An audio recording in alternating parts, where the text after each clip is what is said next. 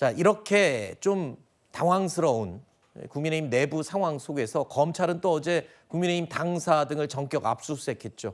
검찰의 압수수색을 막으면서 격렬하게 반발했던 과거의 모습과는 좀 많이 다른 점이 특이했습니다.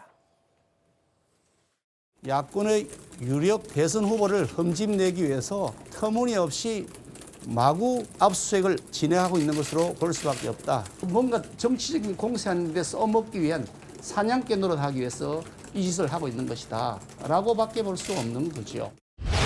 법원에서 발부된 영장이니 정치활동이 본질을 해하지 않는 범위 내에서 법에 따라 응하겠다라는 보고를 제가 받았습니다.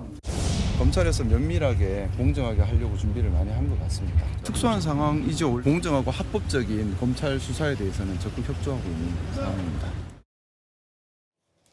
소속 의원 한 명의 사무실도 아닙니다. 국민의힘 당사를 검찰이 압수수색을 한 건데 당 전체가 안 그래도 지금 분위기가 뒤숭숭한 마당에 압수수색까지 들어온 겁니다. 한동훈 대표는요, 들으신 것처럼 법과 원칙에 따라 협조했다라는 입장을 밝혔습니다. 한동훈 대표 원래부터 누구보다 법과 원칙을 강조해 왔기 때문에 정당한 법 집행 자체를 막는 것도 사실 그동안의 신조와는 맞지 않는 부분이 있습니다. 당연히 협조를 하는 모습을 보였고 또 한편에서는 이런 분석도 있어요. 명태균 씨의 공천 개입 관련 사건, 대통령 부부 공천 개입 논란, 의혹. 이 건과 관련해서는 한동훈 대표가 연루가 된 고리가 없기 때문에 이번 압수수색에는 그래도 대응을 특별하게 하지 않고 협조를 하는 게 오히려 맞지 않았겠냐 이런 분석이 나오더군요. 그러니까 2주 전에 저희 민주당에서 특검법을 발의를 했을 때 그때 한동훈 대표가 당사의 압수수색에 들어올 수도 있다. 그래서 반대한다. 그때 하나의 반대 논리 중에 하나였거든요. 그런데 어제 국민의힘 당사를 압수수색 과정은 상당히 평화로웠습니다. 네.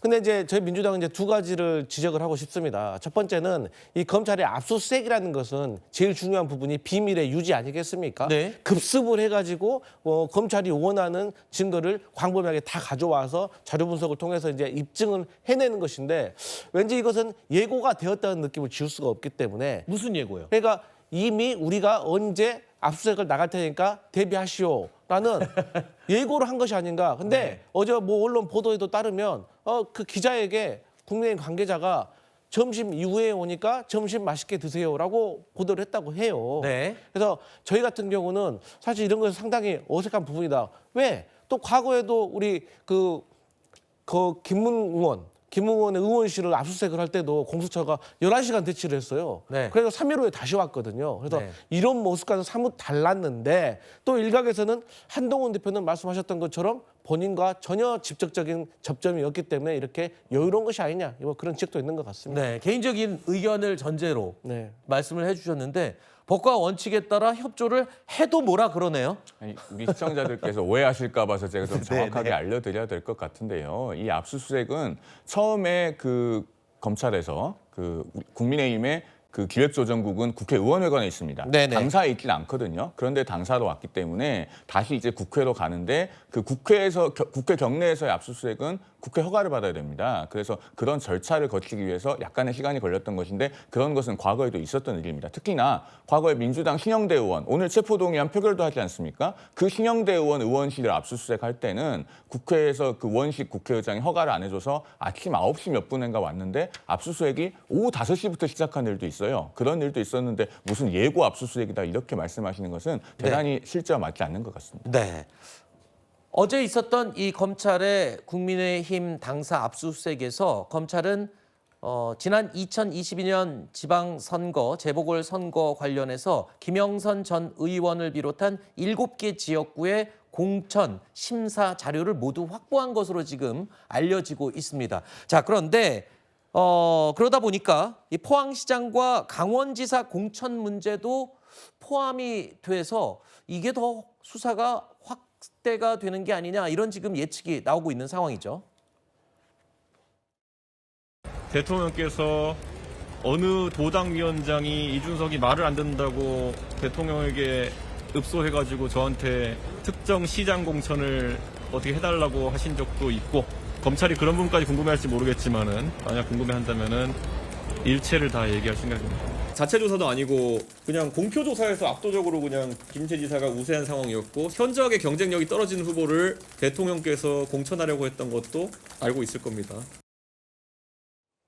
자, 일단 지금까지 거론된 정치인 말고도 더 확대될 가능성이 언급이 되고 있는데 이러다 보면 결국에는 대통령 부부 공천 개입 의혹이기 때문에 수사가 대통령 부부를 향할 가능성도 배제할 수 없는 상황이 되는 건가요? 지켜봐야겠죠. 네. 근데 뭐 그렇게 가는 것이 지금 상황에서는 당연해 보입니다만 과연 검찰의 이제 수사 의지가 거기까지 닿을 수 있느냐 이 부분을 좀 이제 의심하면서 지켜보고 있는 거거든요.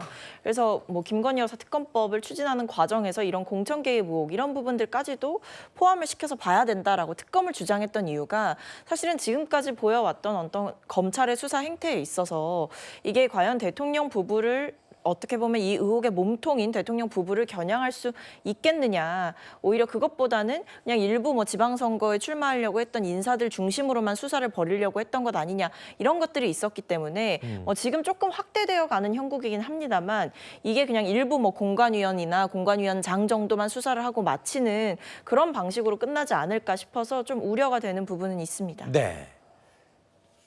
검찰의 수사 범위가 과연 어디까지 뻗어나갈지는 지금 미지수입니다. 하지만 민주당의 입장에서는 지금 이 분위기를 올라타고 좀 더 밀어붙이려는 것 같습니다. 앞으로 줄 고발을 예고하고 나섰습니다. 대통령 부부 명태균 국정농단 관련해서는 법적 고발을 순차적으로 쪼개서 진행할 예정에 있습니다. 주요 내용은 공직선거법, 정당법, 정치자금법, 허위사실 유포 위반 등의 다양한 종류에 대해서 종합적으로 하지 않고 쪼개서 법적 고발을 단계적으로 추진할 예정이고요.